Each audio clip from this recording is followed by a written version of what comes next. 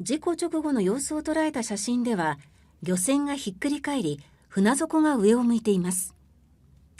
事故が起きたのは中国南部広西チワン族自治区の海岸です。中国メディアによりますと、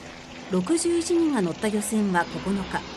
釣りの餌に使う虫を採取するため沖に出ましたが、港に戻る途中で座礁、その後転覆したということです。これまでに8人が死亡し、13人が病院に運ばれました。警察は責任者を拘束し、事故の詳しい原因を調べています。